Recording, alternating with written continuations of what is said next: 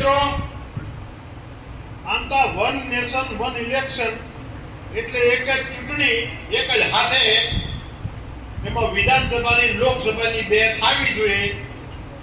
એ આમ બનાસકાંઠા વાળાને સમજાવવું સાહેબ બહુ અઘરું નથી. આમાં સારી વાત એ છે કે એક જ માંડવે 4 છોડીઓનો લગ્ન કરી નાખે. વાત સાચી? એક જ માંડવે 4 છોડીઓ પરણાવી દેવી એ આપણે કરીએ છીએ ભાઈ. એટલે કદાચ આપણી પોતાની એક છોડી હોય ને એક બીજી આપણા ભાઈની હોય તો એ બેની એક કરીએ, ત્રીજી કાકાના છોકરાની હોય તો એની ભેગી આપણે હમાઈ કરીએ કરતા કરીએ છીએ ને એક માંડવે. આ એક માંડવા વાળી વાત છે. અને એમાં બધા સમૂહ લગ્ન થાય કોઈ સમાજના, કે ભાઈ ઠાકોર સમાજ કરે, ચૌધરી સમાજ કરે, રબારી સમાજ કરે, આપણે કરીએ મોટા મોટા સમૂહ લગ્ન થાય છે. તો માંડવાની ચિંતા જ ન હોય. મૂળ મુદ્દો આટલો છે. બોલો, સરળ પડે ને? પડતું પડે ને? તો એક માંડવે આપણે ચૂંટણી કરાવવાનું બરાબર ખરું નહીં?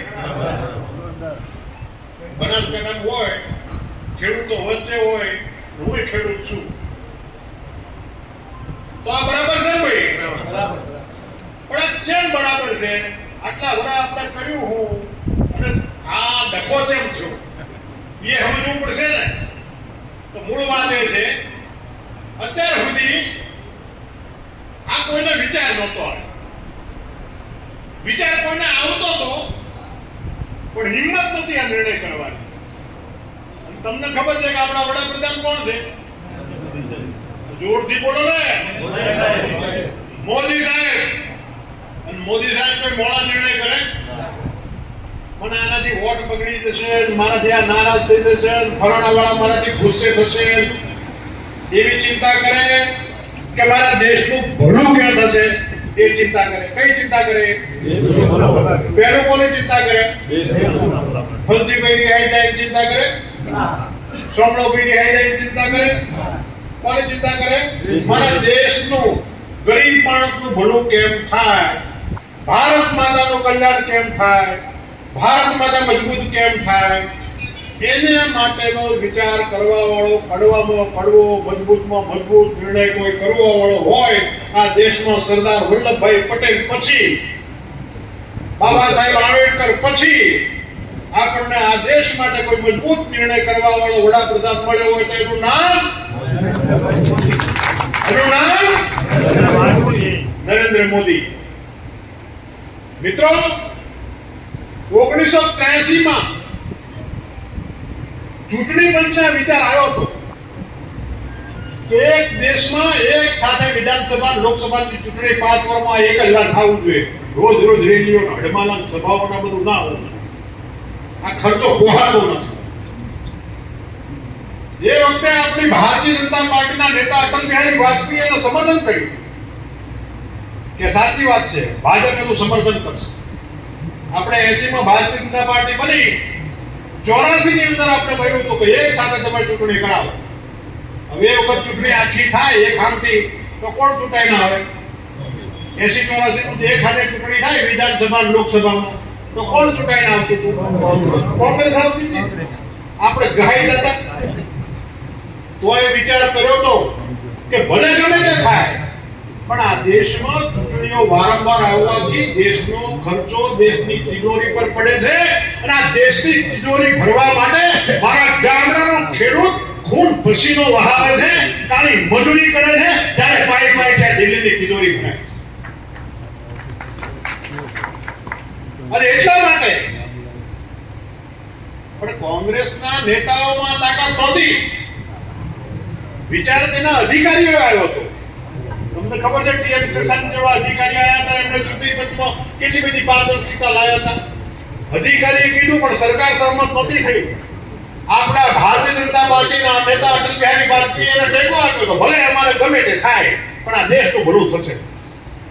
એટલે જ આપણે કહીએ છીએ કે આપણા ભારતીય જનતા પાર્ટીનો કાર્યકર્તા હોય એનું પહેલું લક્ષ્ય હોય છે વ્યક્તિ સે બડા દલ और दल से बड़ा देश. આપણે દેશને સૌથી મોટું પ્રાધાન્ય આપી દેશની ઇકોનોમી, દેશની આર્થિક સ્થિતિ, દેશનું વૈભવ, દેશની શક્તિશાળી ભારત આને ધ્યાનમાં રાખી નિર્ણય કરીએ છીએ. મિત્રો, 2014માં જ્યારથી આપણા વડાપ્રધાન બેઠા, ભારત માતાના સંતાન એવા સપૂત નરેન્દ્રભાઈ મોદી, અને ત્યારથી એમણે નિર્ણય શરૂ કર્યા. આ નિર્ણય જે વન નેશન વન ઇલેક્શન, એ તો 5મો 6મો નિર્ણય છે. પણ એ પહેલાના એમના જે નિર્ણયો છે એમાં એવું આવ્યું કે ભાઈ આપણો ગુજરાતનો કોઈ ખેડૂત કે ખેત મજૂર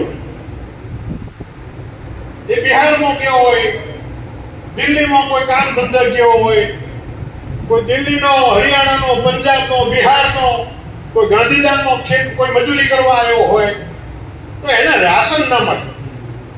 એને રેશન ક્યાં મળે?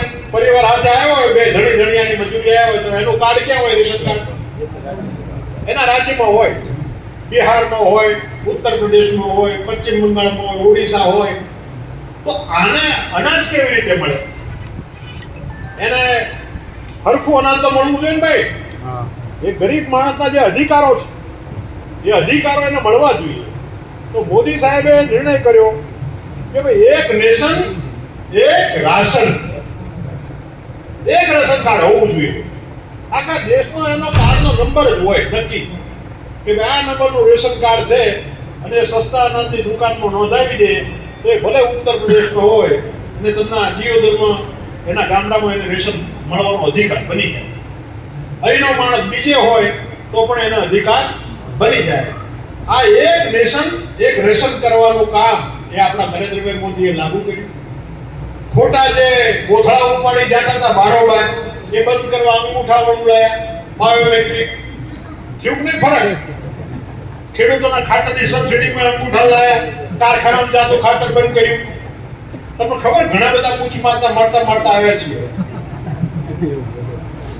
કેટલા રેશન કાર્ડ આ કરવાથી રેશન કાર્ડ કેટલા બંધ થઈ ગયા? આ દેશમાં 5 થી 6 કરોડ રેશન કાર્ડ બંધ થઈ ગયા. એક નેશન એક રેશન કરવાથી. અલગ નામે જે રેશન કાર્ડ ધારકો હતા અને દેશની સરકારની તિજોરીનું રાશન મફતમાં લૂંટી જતા હતા અને બૂચ મારવાનું કામ કરી અને ખરા જે હકદાર હતા એને 5 નું 10 કિલો આપવાનું કામ કર્યું. ગરીબને આપવાનું હતું એનાથી વધારે આપવાનું કામ કર્યું. પણ ફોગટિયા જે પોતાના ઢોરના ખાણના દાણ માટે વાપરતા હતા એ બંધ કરવાનું કામ કોઈએ કર્યું હોય તો કોણે કર્યું? નરેન્દ્ર મોદી સાહેબ. વીજળીના લંઘરિયા મારતા બંધ કર્યા અને ખેડૂતને 8 કલાક પૂરી વીજળી આપવાનું કામ કર્યું. કોણે કર્યું? ઘણા વિષય છે, એટલા વિષય બોલીએ તો સપ્તાહ થાય. બીજો આપણે નિર્ણય કર્યો કે પહેલા આપણે સાંભળતા કે ભાઈ આપણે જીપ લેવી છે તો એથી સલાહ આપે આપણા કોઈ મિત્ર હોય ને વિદેશી જેવા કે દિલ્હીથી લઈ આવો, સસ્તી પડશે, 50,000 ફરક છે. ખબર છે? દિલ્હી જતા દિલ્હીથી લઈ આવો. ચમ? દિલ્હીમાં ટેક્સ ઓછો, અહીંયા વધારે. કોઈ કે દાદરા નગર હવેલી જાઓ, દમણ જાઓ ત્યાં ઓછો, અહીંયા ગુજરાતમાં રાજ્ય એટલે વધારે. આ બધું ના હોય. બધા હરખી મજૂરી કરે આખા દેશમાં. આ દેશને મજબૂત કરવા માટે તમામ આખા દેશના 140 કરોડ ભારતના ભાઈઓ બહેનો ભારતવાસીઓ પૂરો પરિશ્રમ કરતા હોય અને એક જણો કપડા લેવા જાય તો 100 રૂપિયા મળે અને બીજો લઈ જાય તો 80 મળે. આ ભેદભાવ ન ચાલે એટલા માટે એક નેશન એક ટેક્સેશન, એક ટેક્સ એટલે જીએસટી આખા દેશમાં હરખું. તમે માચીસ અહીંયા ખરીદો કે આખા દેશમાં મિઝોરમમાં જઈને ખરીદો, ભાવ એક જ હોય. અહીંયા પેન ખરીદો એની પેન તમને દિલ્હીમાં એક જ ભાવે મળે, ગોવામાં જાવ તો એ જ ભાવે મળે, મહારાષ્ટ્રમાં જાવ તો એ જ ભાવ મળે. આ બીજા કાયદાનો સુધારો કર્યો. ત્રીજો કાયદો એટલે સુધારો કર્યો કે ભાઈ એક નેશન અને એક કોન્સ્ટિટ્યુશન, એક બંધારણ. આપણા દેશમાં ભાઈ એક જ ઝંડો હોય નહીં. આ ભારત દેશ એક છે કે નહીં? એટલે આપણે કન્ટ્રી નથી કહેતા, આપણે નેશન કહીએ છીએ, રાષ્ટ્ર. અને રાષ્ટ્ર એટલે માત્ર ભૂગોળ નહીં, એનો ભવ્ય ઇતિહાસ, સંસ્કૃતિ, રાષ્ટ્રવાદ, આ ધરતીની માટી એ જેની સાથે સંકળાયેલી હોય, જે સંસ્કૃતિ જેની સાથે સંકળાયેલી હોય, આ દેશનો આત્મા જે ભૂમિ સાથે સંકળાયેલો હોય એને રાષ્ટ્ર કહેવામાં આવે. અને એટલા જ માટે એક રાષ્ટ્ર અને એક કોન્સ્ટિટ્યુશન, એક બંધારણ. કાશ્મીરમાં જવા માટે 1952 માં પરમિશન લેવી પડતી. 370 ની કલમ હતી. એક દેશની અંદર અલગ બંધારણ હતું.